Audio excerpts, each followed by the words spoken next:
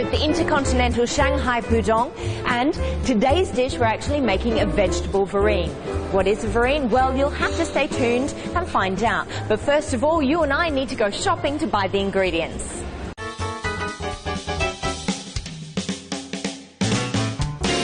Okay, so we need lots of vegetables for this dish, and the first thing that I'm going to get is my asparagus. Nice fresh asparagus. I think this is perfect.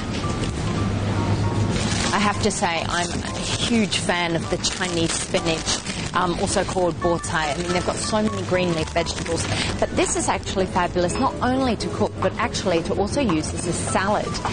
It's got a sort of slightly bitter taste to it, but it's absolutely delicious. So this, we're going to be cooking it, like blanching it. So grab that. Now the other thing is we need our red peppers, our capsicum, which we're going to be cooking off on the open flame. So grab that. That's all we need. Now we can start cooking.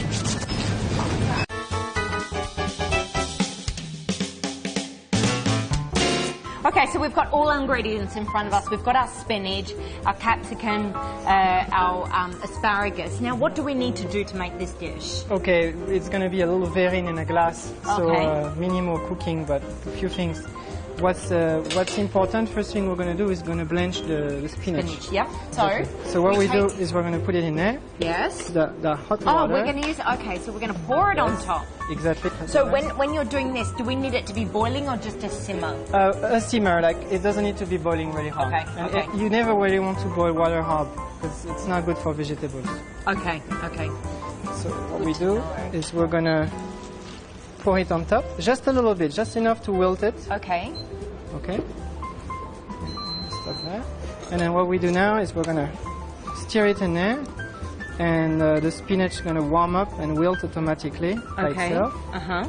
Okay. It's much, I mean, you're really controlling the heat then, aren't you? And you know that it's not getting hotter and hotter. Yes. It's actually cooling it down. Exactly. And what you're not going to have is a spinach that is completely overcooked. You're going to have something limp and a little bit not so good. Okay. right in between. And what you have in here is you have something that is not too hot to handle. Yes. And you see it's not There going to we be go. like Yep. totally wilted. It's Yep. going to be somewhat wilted. So what you want Yeah. to do is to preserve the color. Sorry. Whereas you can see this water, there is green to it, but it's not nearly like if you put it into a pan, you're cooking Exactly. it for a few minutes. So that means we're keeping a lot of that goodness inside. So we don't need this anymore. Not anymore. I'm going to press it a little bit, Yeah. take off the water. Now I keep it in the same container. I put it in ice water. Ah, to stop it cooking. Yes, and it's funny how it is because it was not wilted until then, but now it is. Huh. Take a look at that. See, as Yeah. soon as you put it in there, it's In the just cold that water. change It's of... the thermic shock. Yeah. So, of course, we could have sauteed them to give them more flavor, but there's a reason why I'm doing this, because I want to have color also. Yes. Because it's going to be for a cocktail party, and you Yes. want it to look a little cute. Yeah. This is going to be your vegetarian dish. Okay. I've been meaning to ask you, what is a verrine? Now, don't answer that first. Let's see if our audience knows what actually is a verrine. I don't know. I don't know because I don't know the English word.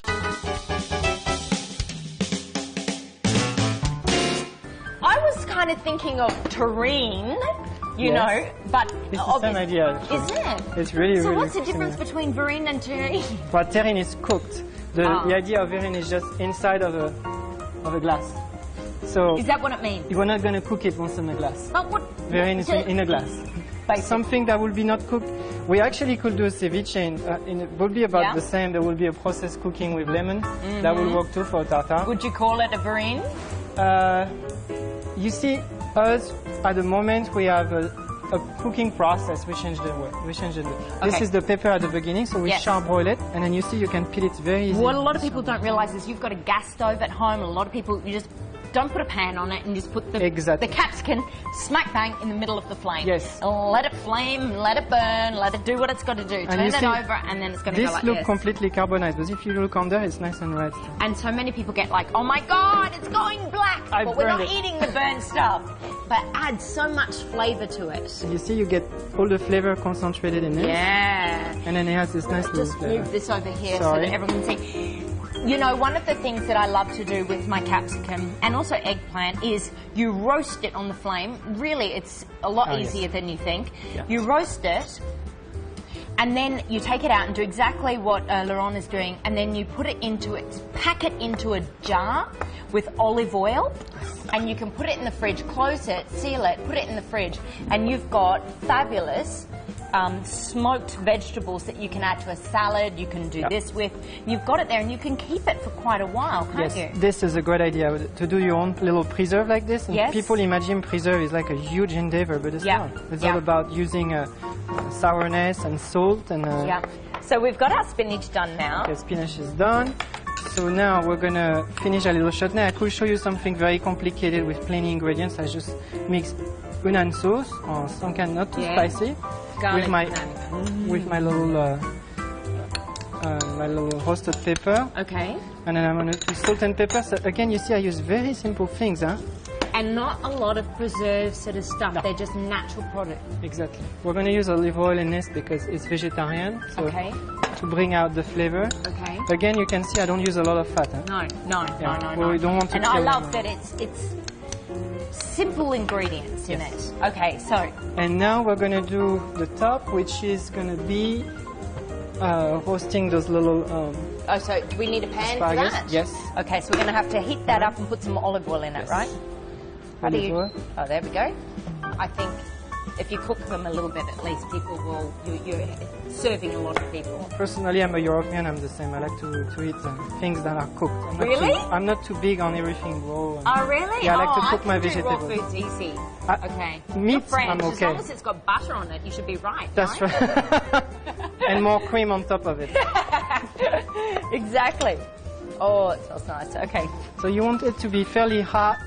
Because what you want is you don't want to cook them down too much. A bit of flavour, but not to be cooked completely. Exactly. And then again, you see, I don't overcomplicate it with a million different things. We're going to use salt and pepper. We use a good olive oil, extra virgin. Okay. And we're going to cook this.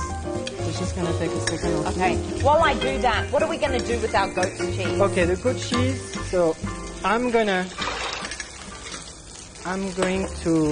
stuff that goat cheese to a point that it's very easy to you put in a little pastry bag. Oh, okay.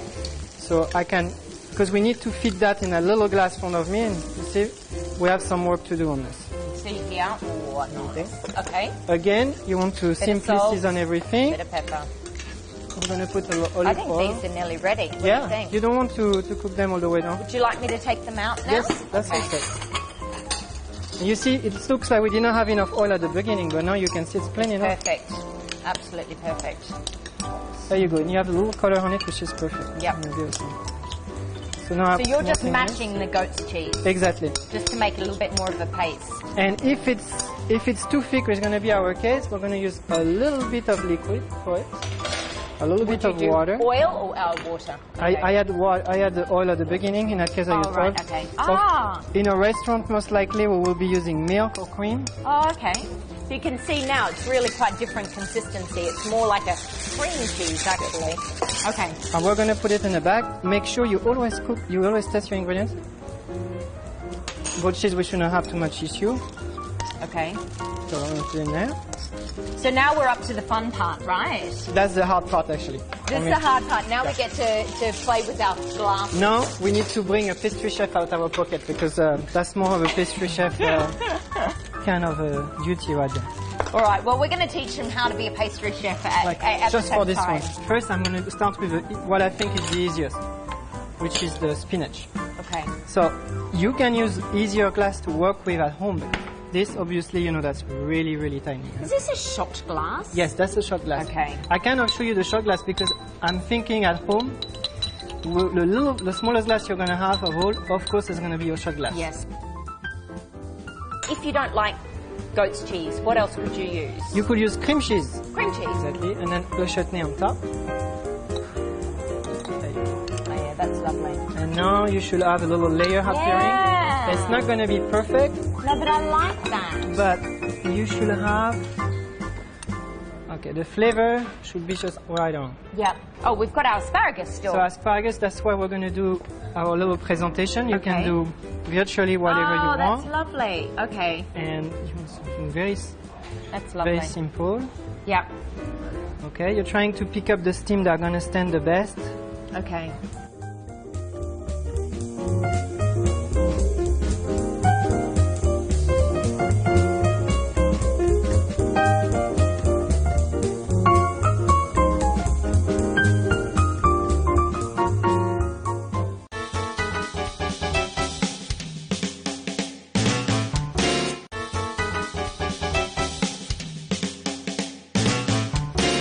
let's go for it.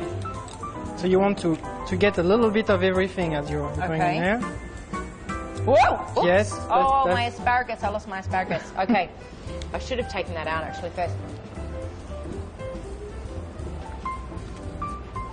It's like you feel like you're eating ice cream or something. Exactly. Because the chutney feels like candy. The spinach goes so well with goat's cheese, doesn't it? It really does. And as you said, it's quite bland. We didn't do much to it. No.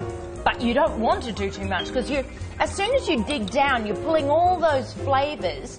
And yes, they do mix a bit together, but in your mouth, you're getting also the levels and layers of flavoring. It's very explosive.